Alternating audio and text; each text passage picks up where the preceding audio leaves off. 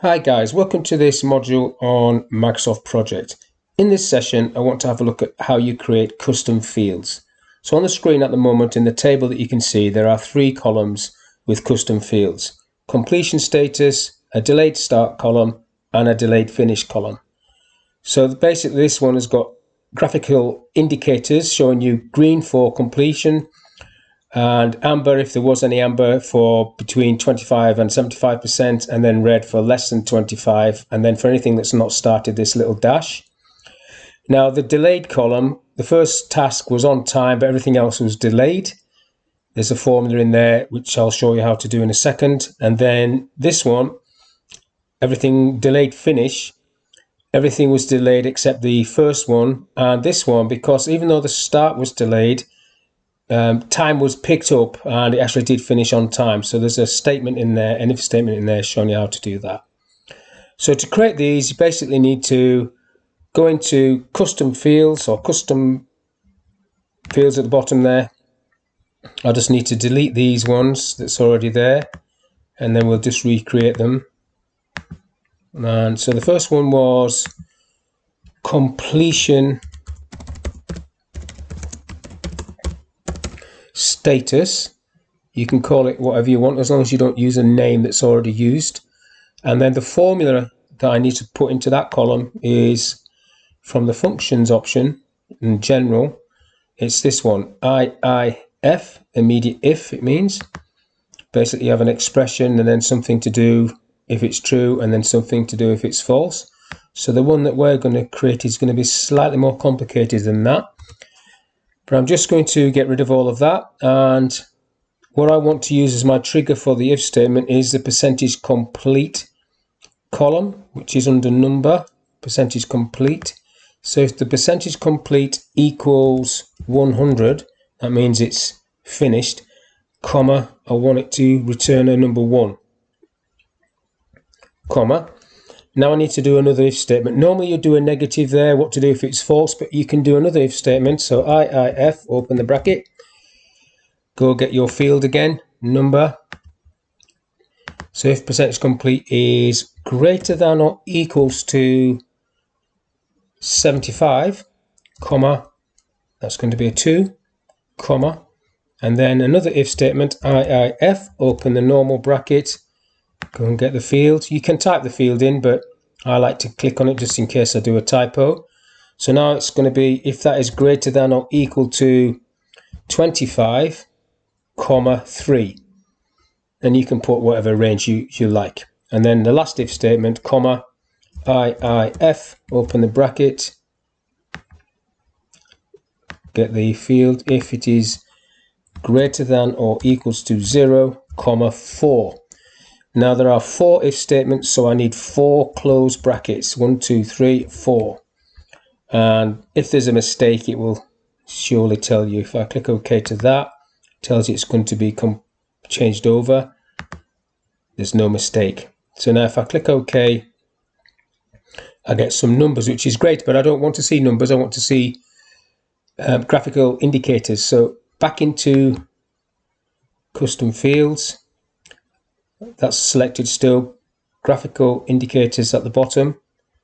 So if it equals 1, I want the image to be a green circle. If it equals, I'm just typing E, if it equals 2, I want that to be a amber circle.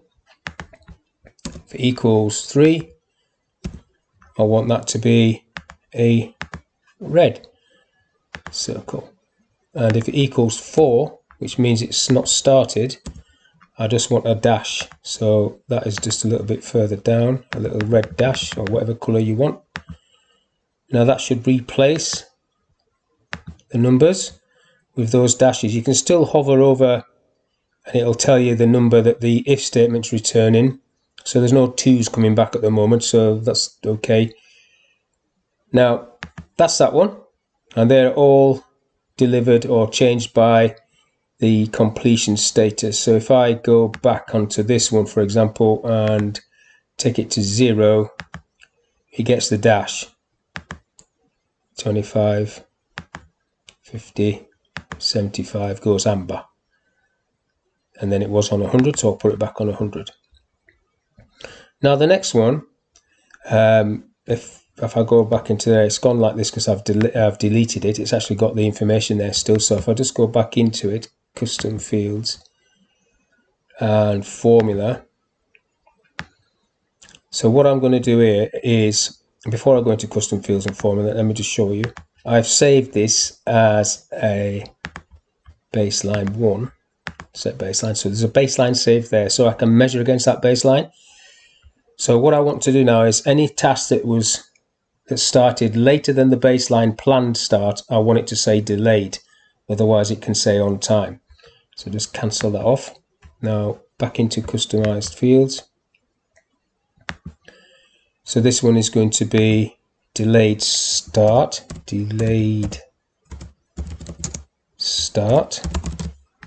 You can call it whatever you want, and then the formula is going to be another if statement. So general IIF, get rid of all of this, and then so date. So if actual start is greater than baseline start, so date baseline start, and I want the first baseline. That's the first baseline. So obviously if you're saving lots of baselines, you'd have to do additional columns for the additional baselines that you save. So if that is true, so if our actual start is greater than the baseline start, we are going to be delayed. So comma. Now to put a word or a phrase, you have to use quotes like that, comma.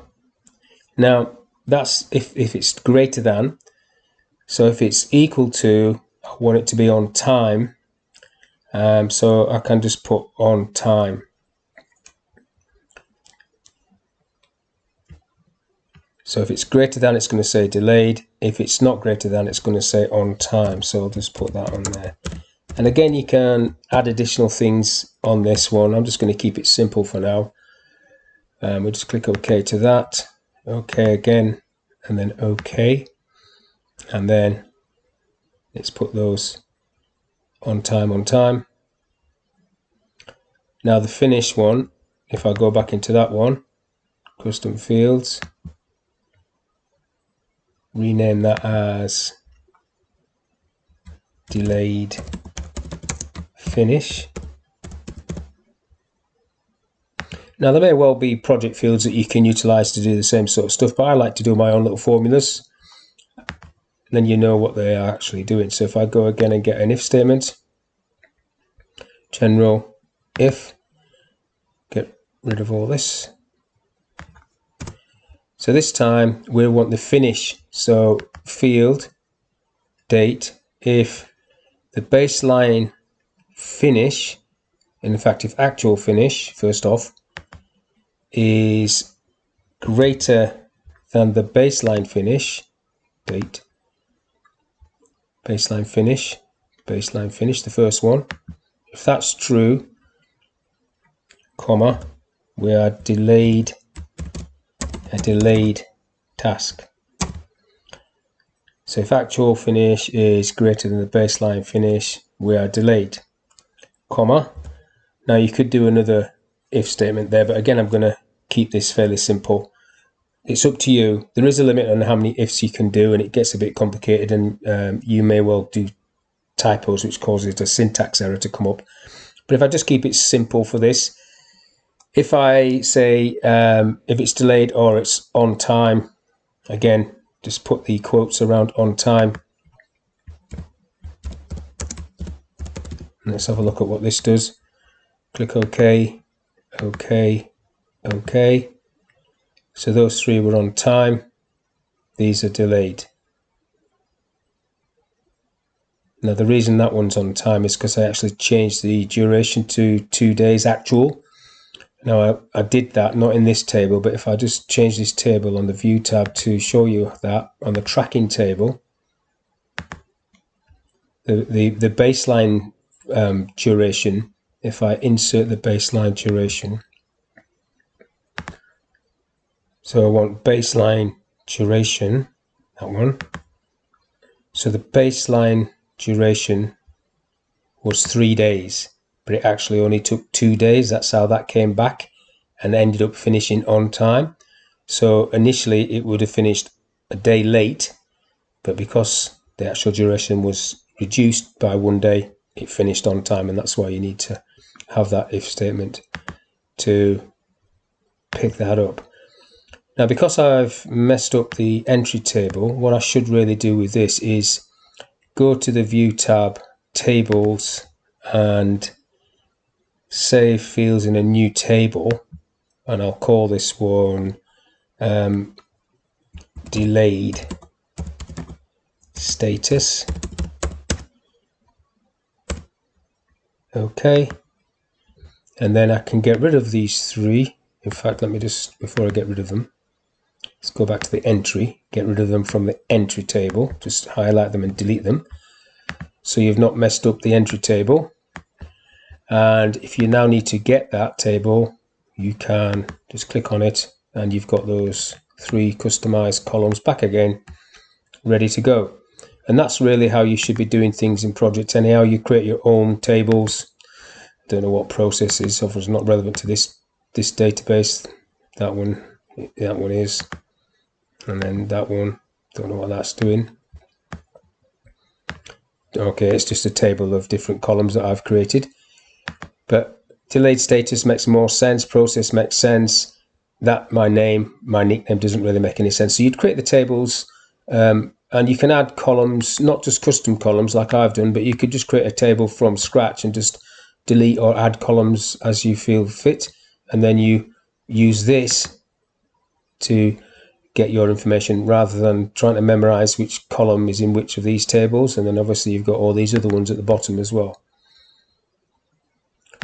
Okay guys, so that's the end of this session. Hopefully I'll see you on your next one. Thank you for your time.